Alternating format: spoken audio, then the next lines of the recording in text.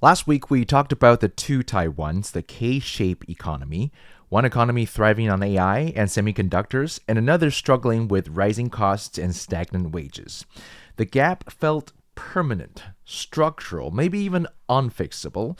But last Friday, something unexpected happened. Taiwan and the US finally announced a trade tariff deal. 15% on Taiwanese goods, matching Japan, South Korea, and the EU. And the price for this deal? $250 billion in corporate investment, plus another $250 billion in government credit guarantees. For context, that's roughly 30% of Taiwan's entire GDP committed over the next few years. The headline focused on TSMC, of course, more fabs in Arizona, faster timelines, deeper U.S. integration, but buried in the details was something else. For the first time in over a decade, Taiwan's traditional industries, machine tools, furniture, auto parts, now compete on equal footing with Japan and South Korea in the U.S. market. So here's the question. Did Taiwan just buy its way out of the K-shaped economy, or is the gap deeper than tariff rates can fix?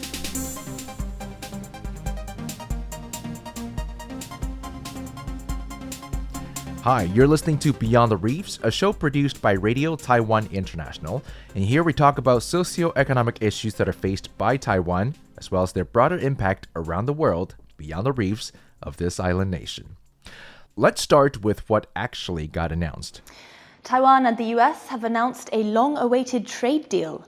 The agreement will see reciprocal tariffs on Taiwan lowered, while Taiwan has pledged hundreds of billions of US dollars to help bolster semiconductor manufacturing in the US. For more on the deal, we turn to our reporter Chris Gorin, who's been following developments from our Taipei newsroom.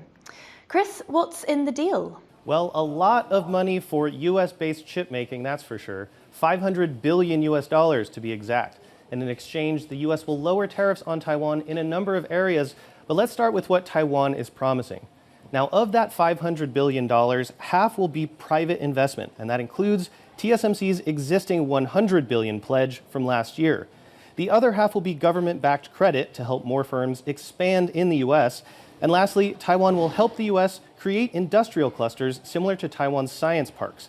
Now, on the tariff side, Taiwan's main tariff rate drops from 20 to 15%. That brings it in line with neighbors such as Japan and South Korea. There will be no stacking of multiple tariffs, zero tariffs on select products like generic drugs, aircraft parts, and natural resources, and tariff exemptions for chip companies investing in the US, with bigger exemptions for firms that invest more.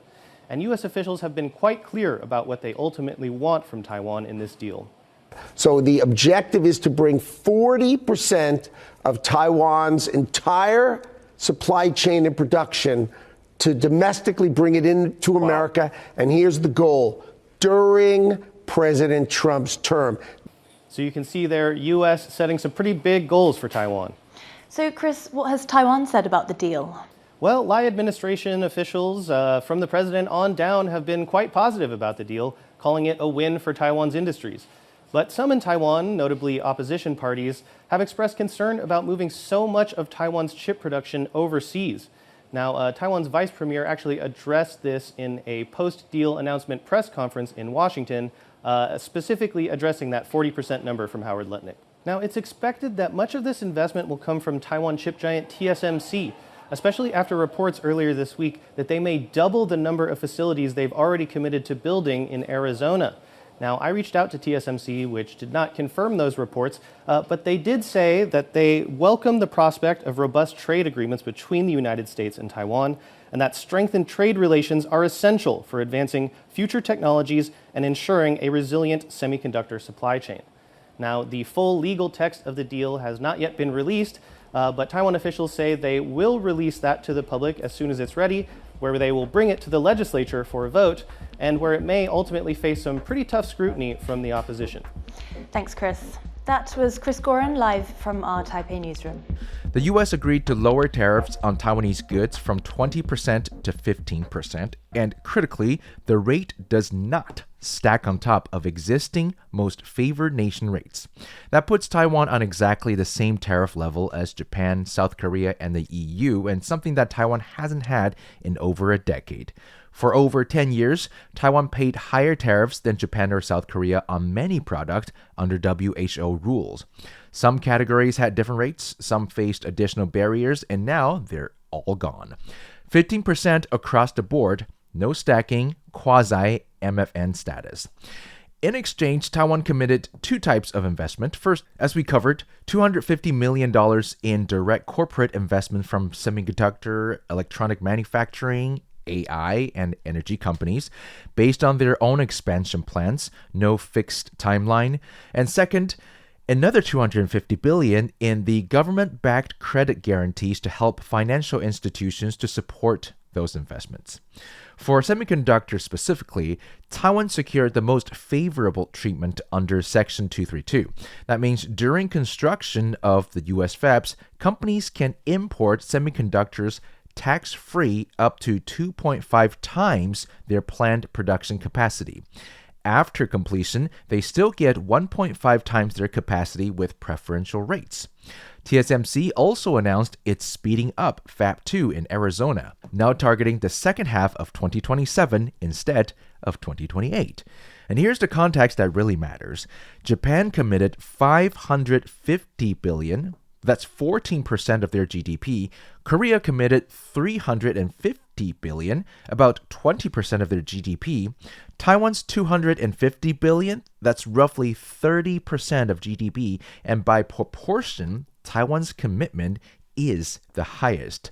But Taiwan also has something Japan and South Korea don't: a single giant with massive cash flow and capital expenditure capacity to absorb much of this. TSMC alone can cover a significant portion through its already planned expansion, and it is doing that. So what's happening inside Taiwan's economy right now? Well, the numbers look extraordinary if you're in the right sector, that is. Average monthly regular wage grew 3.09% last year, the highest in 26 years. That brought average monthly pay to just over 47,000 new Taiwan dollars. That's about $1,500 US. Real wages, adjusted for inflation, grew 1.38% to just over 43,000 new Taiwan dollars. That's about $1,382 US, ending 4 years of stagnation. TSMC posted record profit of 1.72 trillion new Taiwan dollars. That's roughly 54 billion US dollars, up about 46.4%. The company's fourth quarter gross margin hits 62.3%. The stock market stabilization fund, which had been propping up market for a record 279 days after Trump's initial tariff threats, finally ended because markets are now hitting record highs on their own. Listed companies in the Taiwan Stock Exchange reported combined sales of about 1.5 trillion US dollars, up nearly 14%. 45 companies applied for IPOs last year, the most since 2008, raising 2.7 billion US dollars, doubled the previous year. But here's what it gets complicated. Electronic component industries workers saw averaging earning jump 8.9%. Computers and optoelectronics sectors wage rose 2.85%. At the top firms, non-supervisory employees at MediaTek averaged about 108,000 US dollars annually. TSMC's employees averaged about 83.5 thousand US dollars. Meanwhile, the plastic industry saw sales drop 11.8%, shipping fell 9.88%, textile, automotive, and traditional manufacturing sectors shed workers and saw overtime hours decline. The government's wage statistic shows 70% of workers still earn below the national average. And tax revenues, Taiwan missed its 2025 budget target by about 1.6 billion US dollars. Business tax, commodity tax, and land value increment tax all came in significantly below projection. The culprit was U.S. tariffs causing consumers to delay car purchases and credit controls slowing property transactions. Individual houses and land revenue dropped 26.8%, the first decline since the tax was introduced in 2016. So Taiwan's economy is booming in aggregate, but the boom is concentrated. The costs are diffused, and traditional sectors are, of course, still struggling to keep up. Which brings us to what almost everyone missed about this tariff deal. It might actually help traditional industries catch up And here's why. For over a decade, Taiwan's traditional exporters, machine tools, wooden furniture, auto parts, hand tools, competed in the US markets with one hand tied behind their backs. Japan and South Korea had better tariff rates on many products. Taiwan paid more to get the same goods into the same market. Under WTO rules, Taiwan's rates were structurally higher than its neighbors. And now, Taiwan's traditional sectors have tariff parity with Japan and South Korea for the first time in years. 15%, same as everybody else. No additional barriers. That's not a trivial advantage. It's a fundamental reset of competitive conditions. The government explicitly highlighted this. Furniture, auto parts, and aircraft components now get Section 232 favorable treatment. Traditional manufacturers can suddenly compete on equal terms with Japanese and Korean rivals who've had that advantage for years. So that's good news, right? Traditional sectors finally get a fair shot at the US market. While traditional sectors just got a better deal in the US market, the entire structure of Taiwan's economy is tilting even harder towards semiconductors. TSMC is raising its 2026 capital expenditure between 52 to 56 billion US dollars, up 27 to 37% from last year. That money goes to advanced fabs, packaging facilities, R&D centers, mostly in Taiwan, but increasingly in Arizona. And here's what Commerce Secretary Lutnick actually said after the deal was announced. The goal isn't just investment dollars. The goal is to move 40% of Taiwan's entire semiconductor supply chain and production capacity to the United States during Trump's term. Not over a decade, not eventually. During this administration, which, yes, it's actually kind of baffling to think that it hasn't even been 1 year since Trump has been in the Oval Office. Now, that's not a request, it's a roadmap. And if 40% of capacity moves, that means 40% of the high-paying jobs, the engineering talent, the ecosystem of advantages, potentially move with it. Or at minimum, growth concentrates in the US instead of Taiwan. So traditional industries get tariff parity just as the engine of Taiwan's economy accelerates to shift abroad. They get a better chance to compete exactly when the domestic economy is restructuring around sectors as increasingly building its future somewhere else. Keep that in your head for now. And there's another layer to that, which reveals how uncertain the entire landscape still is. Metal prices are going crazy. Gold hit record highs, silver broke through $90 per ounce, levels not seen in decades. Copper, nickel, tin, all surging, and it's not because the global economy is collapsing, it's because nobody knows what's coming next. Three forces are driving this. First, the Federal Reserve independence crisis. Trump's Justice Department sent a subpoena to Fed Chair Jerome Powell, and Powell publicly accused the president of trying to seize control over interest rate policy. Central banks around the world, the UK, the EU, Canada, Sweden, Denmark, Switzerland, Australia, Korea, Brazil, all rallied behind Powell, warning that undermining Fed independence threatens global monetary stability. Only Japan stayed neutral, but Japan probably needs a little bit of goodwill from the States right now. Second, the Supreme Court still hasn't ruled on whether Trump's tariffs are even legal. Over 1,000 companies are suing, arguing that tariffs violate trade law and that importers, not foreign producers, bear the cost. If the court rules against Trump, the entire tariff structure could collapse overnight. Taiwan just committed $250 billion based on a 15% rate that might not survive judicial review. Third, Iran. Protests are escalating, deaths are mounting past, at the point of recording this, 2,500, and the U.S. is evacuating non-combat personnel from bases in Qatar and across the Middle East. Trump announced 25% tariff on any country doing business with Iran, effectively immediately. Markets don't know if military action is coming, when, or what it means for energy prices and supply chains. Markets don't panic over known bad outcomes. They panic over unknown outcomes. And right now, there are too many unknowns. Taiwan locked in its deal amid all of this uncertainty, whether that was smart timing or forced move under pressure. That's the debate happening inside Taiwan's policy circles right now. But here's what really happened beneath the surface. Taiwan isn't just an economy with a strong semiconductor sector. It's becoming a semiconductor society. That's now an entire social structure built around chips. Education tilts towards engineering. Top students funnel into electrical engineering and computer science because that's where the jobs and money are. Housing markets in Hsinchu and Kaohsiung are driven by TSMC's expansion plans. People literally call it TSMC real estate, where senior engineers buy property knowing junior engineers will need them as they get promoted. Fertility rates are higher amongst engineers. The government's own data shows tech sector employees are having more children than the national average. And here's the trap. Resources follow the money. Power and water allocation prioritize semiconductor fabs. Government subsidies target AI and advanced manufacturing. The president called himself the AI president. The government allocated 93 billion NT dollars, that's about 2.9 billion US dollars, to support small and medium enterprises. But the infrastructure investments, the talent pipeline, the policy priorities, they all flow toward semiconductors. Traditional industries got tariff parity, but they're competing for talent, capital, and infrastructure against a sector that's now explicitly the national priority.